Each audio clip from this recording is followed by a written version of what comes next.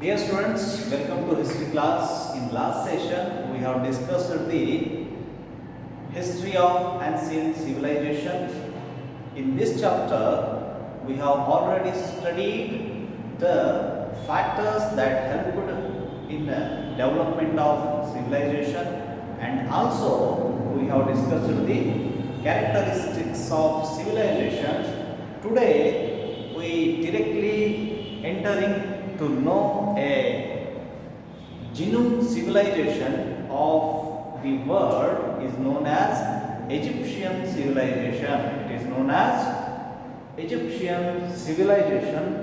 Probably the first civilization that developed was in Egypt on the banks of river Nile. It taken birth on the banks of river Nile. Egypt is in the northern part of African continent. ಉತ್ತರದ ಭಾಗದಲ್ಲಿ Africa ಖಂಡದ ಉತ್ತರ ಭಾಗದಲ್ಲಿ ಈ Egypt ದೇಶ ಇರುವುದನ್ನು ನಾವು ನೋಡ್ತೀವಿ. It has geographical accessibility with Europe and Asia. ಇದು ಭೌಗೋಳಿಕವಾಗಿ ಯುರೋಪ್ ಮತ್ತು ಏಷ್ಯಾ ಖಂಡದ ಜೊತೆಗೆ ತನ್ನ ಭೌಗೋಳಿಕ ಸಂಗತಿಗಳನ್ನು ಅಂಶಗಳನ್ನು ಹಂಚಿಕೊಳ್ಳುವುದನ್ನು ನಾವು ನೋಡ್ತೀವಿ. The impenetrable desert on the east, south and west. Impenetrable desert on the east, south and west, and the Mediterranean Sea to the north provided natural security or natural defense to the Egypt. ಇಲ್ಲಿ ಪೂರ್ವ, ಪಶ್ಚಿಮ ಮತ್ತು ದಕ್ಷಿಣದ ಭಾಗದಲ್ಲಿ ಭೇದಿಸಲು ಅಸಾಧ್ಯವಾದಂತಹ ಮರುಭೂಮಿ, ಹಾಗೆ ಈ Mediterranean ಸರೋವರ ಅದು ಉತ್ತರದ ಭಾಗದಲ್ಲಿ. ಈ ಎಲ್ಲವೂ ಈ ನಾಲ್ಕು ದಿಕ್ಕುಗಳಲ್ಲಿ ಒಂದು ಮೂರು ಭಾಗದಲ್ಲಿ ಭೇದಿಸಲು ಸಾಧ್ಯವಾದಂತಹ ಮರುಭೂಮಿ, ಒಂದು ಕಡೆ ಮೆಡಿಟರೇನಿಯನ್ ಸರೋವರ, ಇದು ನೈಸರ್ಗಿಕವಾದಂತಹ ಒಂದು ರಕ್ಷಣೆಯನ್ನು ಈಜಿಪ್ಟಿಗೆ ಒದಗಿಸಿದ್ದನ್ನು ನಾವು ನೋಡ್ತೀವಿ. So because of this it was isolated from the rest of the world. ಹೀಗಾಗಿ ಜಗತ್ತಿನ ಬೇರೆ ಪ್ರದೇಶಗಳಿಂದ ಇದು ಪ್ರತ್ಯೇಕಿಸಲ್ಪಟ್ಟಿದೆ ಅನ್ನೋದನ್ನು ಕೇಳ್ತೀವಿ. It had A great advantage of being unusually safe from the attack of enemies.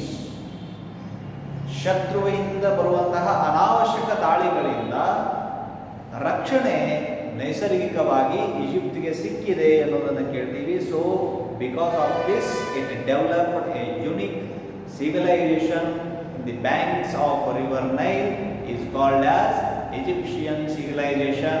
Because of this it developed a unique civilization. ಹೀಗಾಗಿ ಇದು ಒಂದು ಉತ್ತಮವಾದ ನಾಗರಿಕತೆ ಮತ್ತು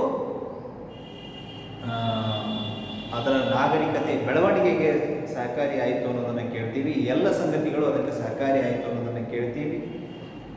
Egyptian civilisation was one of the long lasting and rich civilization in the world.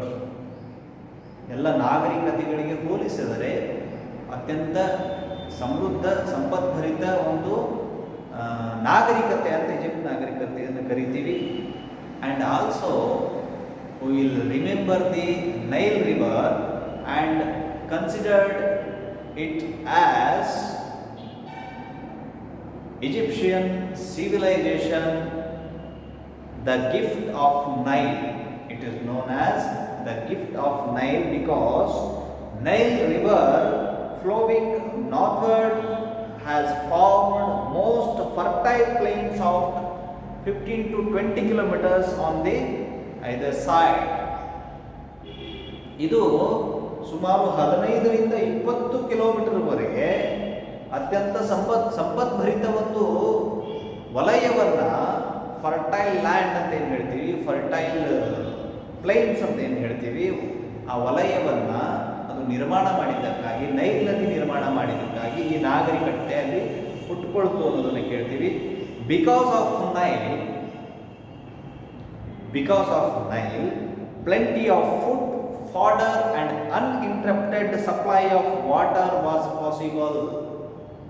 ಅಲ್ಲಿ Nile ನದಿ ಇರುವ ಕಾರಣದಿಂದಾಗಿ ಹೇರಳವಾದ ಆಹಾರ, ದನಕರುಗಳಿಗೆ ಮೇವು, ಹಾಗೆ ಅಲ್ಲಿ ನಿರಂತರವಾಗಿ ಹರಿಯುವ ಈ ನದಿಯ ಕಾರಣದಿಂದಾಗಿ ನೀರಿನ ಒಂದು ಅಲ್ಲಿ ಉಪಯೋಗ ಅದು ಸಾಧ್ಯ ಇದೆ. ಹಾಗಾಗಿ ಅಲ್ಲಿ ಆ ನಾಗರಿಕತೆ ಬೆಳೆದು ಬಂತು ಅನ್ನೋದನ್ನು ಕೇಳ್ತೀವಿ.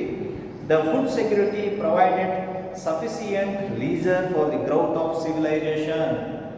ಸಫಿಸಿಯೆಂಟ್ ಲೀಸರ್, ಅಲ್ಲಿ ಇದೆಲ್ಲವೂ ಹೇರಳವಾಗಿ ಸಿಕ್ಕಿದ್ದರಿಂದ ಮಾನವನಿಗೆ ಒಂದು ವಿಶ್ರಾಂತಿಗಾಗಿ, ಸುಖಮಯ ಜೀವನಕ್ಕಾಗಿ ಅನುಕೂಲ ಒದಗಿ ಬಂದಿದ್ದಕ್ಕಾಗಿ ಈ ನಾಗರಿಕತೆಯ ಬೆಳವಣಿಗೆಗೆ ಒಂದಿಷ್ಟು ಸಮಯ ಅಲ್ಲಿ ಸಿಕ್ತು ಅನ್ನೋದನ್ನು ನಾವು ಕೇಳ್ತೀವಿ.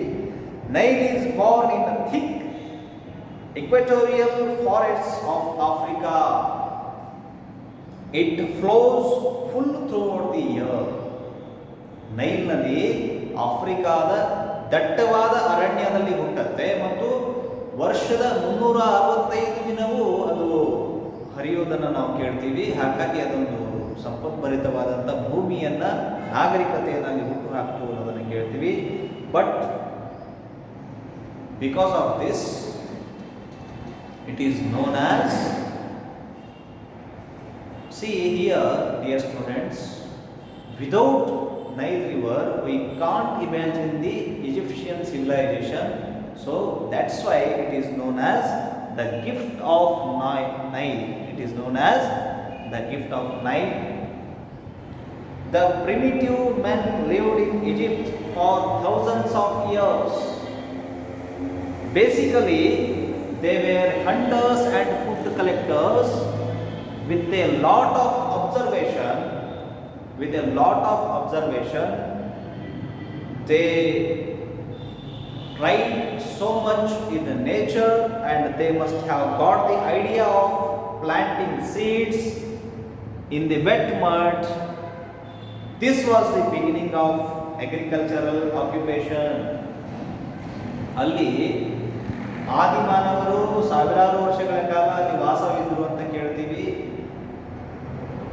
ಅವರು ಮುಖ್ಯವಾಗಿ ಬೇಟೆಗಾರರು ಮತ್ತು ಈ ಆಹಾರ ಸಂಗ್ರಹಕಾರರಾಗಿದ್ದರು.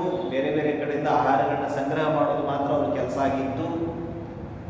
ವರ್ಷಗಳು ಕಳೆದಂತೆ, ದಿನಗಳು ಕಳೆದಂತೆ ಅನೇಕ ಬೀಜಗಳ ಬಿತ್ತನೆಯನ್ನು ಅವರು ಕಲಿತರು ಅನ್ನೋದನ್ನು ಕೇಳ್ತೀವಿ. ಇದು ಕೃಷಿಯ ಆರಂಭಕ್ಕೆ ಒಂದು ಕಾರಣ ಆಯಿತು ಅನ್ನೋದನ್ನು ಕೇಳ್ತೀವಿ. It bound the man to the soil. ಇದು ಮನುಷ್ಯ ಮತ್ತು ಮಣ್ಣಿನ ಸಂಬಂಧ ಒಂದು ಬೆಸೆಯೋದಕ್ಕೆ ಕಾರಣ ಆಯಿತು ಅನ್ನೋದನ್ನು ಕೇಳ್ತೀವಿ. There are different opinions among the historians about the origin of the people of Egypt. ಇತಿಹಾಸ ತಜ್ಞರು ಈಜಿಪ್ಟ್ ಬಗ್ಗೆ ಹೇಳಬೇಕಾದ್ರೆ ಭಿನ್ನ ಭಿನ್ನ ಅಭಿಪ್ರಾಯಗಳನ್ನ ಹೊಂದಿರುವುದನ್ನು ನಾವು ಕೇಳ್ತೀವಿ. It is generally believed that they belong to a group of the Caucasian or the white race people who migrated from the northern Europe. ಉತ್ತರ ಯುರೋಪಿನಿಂದ ಬಂದಂತಹ ಬಿಳಿ ಜನಾಂಗದವರು ಇವರು ಆಗಿರಬಹುದು ಅನ್ನೋದು ಒಂದು ನಂಬಿಕೆ, ಅಥವಾ ಕಕೇಶಿಯನ್ ಅಂತಕ್ಕಂಥ ಜನಾಂಗಕ್ಕೆ ಇವರು ಸೇರಿರಬಹುದು ಅನ್ನೋದು ಇನ್ನೊಂದು ಅಭಿಪ್ರಾಯ ಅನ್ನೋದನ್ನು ನಾವು ಕೇಳ್ತೀವಿ. When we try to understand the sources of Egyptian civilization,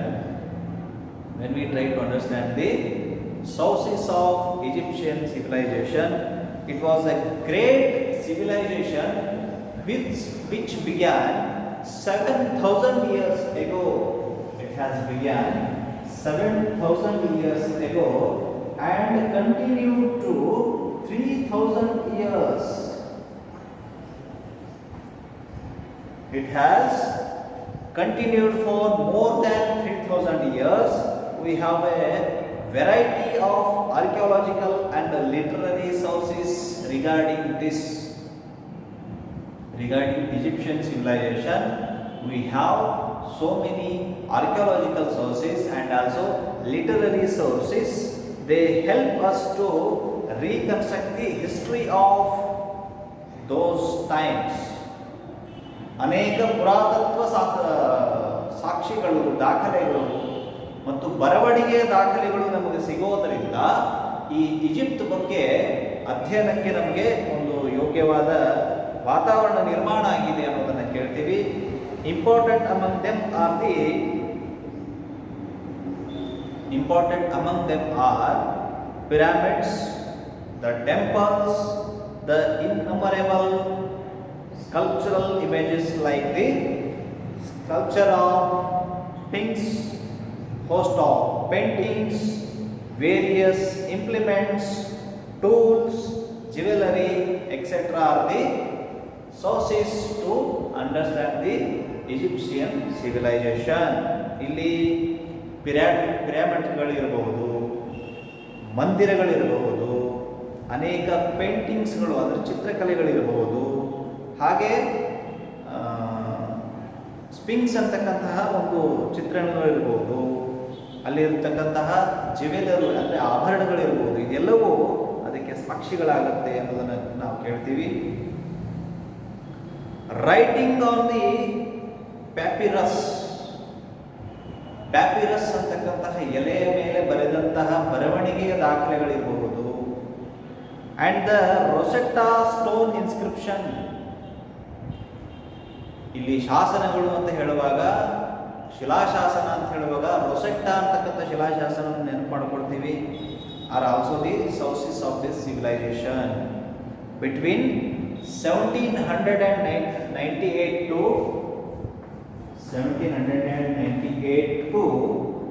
1802